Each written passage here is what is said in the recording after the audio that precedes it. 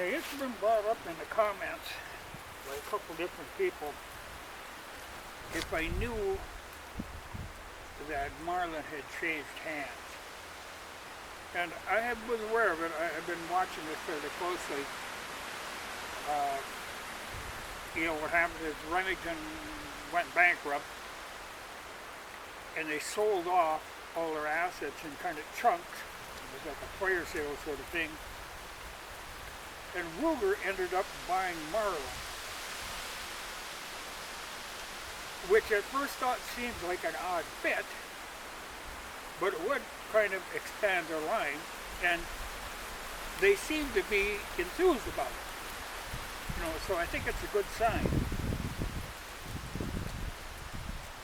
I really, the only Marlin or Ruger that I've ever owned was a 1022, but I've looked at a lot of other ones, and at least the older ones seem to be well made. Things can go downhill. I don't know. Everything now, they seem to make a lot of stuff with the synthetic stocks and, stuff that doesn't really appeal to me. Though I still see the new 1022s with a good wood stock, and, they seem to be unchanged. But it's always a little baffling on some of their choices. Some of the stuff they quit making, and some of the stuff they start making. So I don't know, But I'm hoping this is a good sign. I really, in my thinking about this, I really thought it would end up going to like Japanese or something. Ruger never crossed my mind. I thought it was possible that Henry might pick it up because Henry is kind of making Marlins now. Their design on a lot of their guns is a straight knockoff of a Marlin. But it wouldn't make sense for them except to keep Marlin off the market. It would cut down on the lever actions available. So it's interesting. And I'm hopeful that they can pull this off. I have a little more faith in them than I do in Remington, because Remington has been a great disappointment all along. I know there's people who claim, oh yeah, they're nice, they're better, but they're horrible in their quality control, and just, they're not good guns. I know people don't agree with that. Some people who have got them, maybe they're not used to lever guns, or they don't know what a good lever gun is like, but the newer Marlins were nothing like the old Marlins. So I'm hoping that Ruger will just pick up where Remington left off. I'm hoping they'll actually, they're concerned about the tradition of the lever gun. That's one of the reasons they bought it. So I'm hoping that they'll look at what they used to be, not what they had become. And I'm hoping we can get something out of them. I'd love to see that. A decent lever action made in this country. And I hope they don't go the route, like Henry was doing that stuff with the, like the plastic barrel bands and plastic sights and get weird crap like that. People are willing to pay a little more for a lot better gun. People can stomach it. But it would make an interesting addition to Ruger. But I'm hoping, and my understanding is they're going to keep the same Marlin name and the Marlin brand and the Marlin history. That's kind of what they're buying, and I'm hoping they aren't trying to lump this in with the Ruger stuff, because that's a strange combination.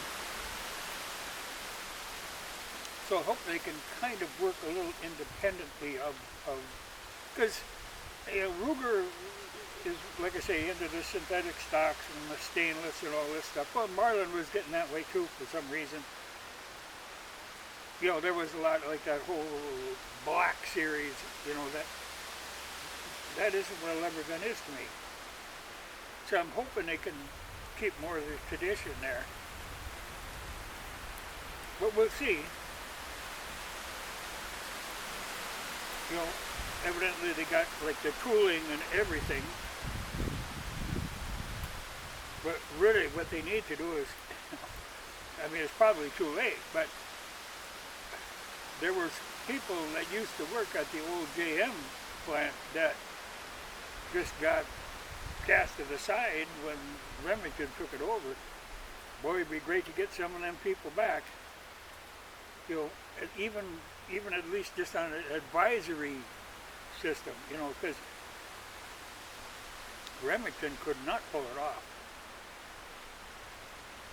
But I think Ruger's got pretty good quality control, a thing which Remington could never apply to Marlins. So there's a possibility there. I'm encouraged. I'm thinking, you know, it might take a couple of years, but we'll see. But it's better than the brand just dying. You know, like people used to say Remington saved the Marlin. Well, that was not true. Remington crashed Marlin. Hopefully Ruger can bring it back. You know, we'll see. It's unfortunate, you know, like I said, they bought everything of Marlin, but the H&R line was also up for sale, but some other organization bought that, so I don't know that we'll see H&R come back, though really the world needs that H&R line. Was a good line. So I don't know, you know, if it would have been great if Ruger had bought them too, but I guess you can't hope for everything. I guess it's more important to save the Marlin, you know, because, okay, the H&R line, that's kind of been taken over, you know, that type of gun, the low-end, entry-level, basic gun, and it's kind of been taken over by a lot of foreign firms mostly. You know, they've got products in that lineup, but it would, you know, H&R had a nice lineup of guns that were affordable. You know, like I say, the first gun I ever bought was an H&R 4570, which I still have. And I really would have liked to seen, you know, it would have been great if that could have went in with Marlin, or if H&R could have somehow managed to get going on their own. But I think they got bought up by some investment company, so that's probably the last we'll hear of them. They'll tear that thing apart, and that'll be the end of it. But hopefully, Marlin will make a comeback. But we'll see. You know, like I say, yeah, maybe take a couple of years. They got to move all the equipment, set it up, you know, get things going. And there's still a slug of them Remington ones out there that we got to get out of the system. But boy, you know, it'd be nice to see Marlin come back to the quality of the old JM ones. I would love to see that. Though, you know, when I read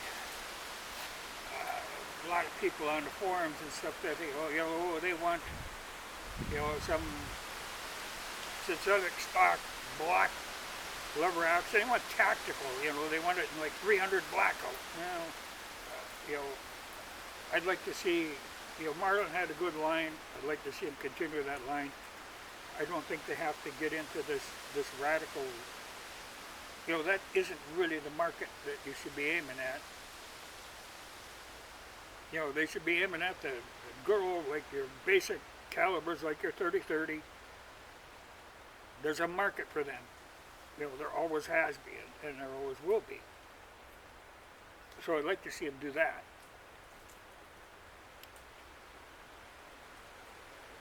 But hopefully, you know, they will look to see what people really expect of them.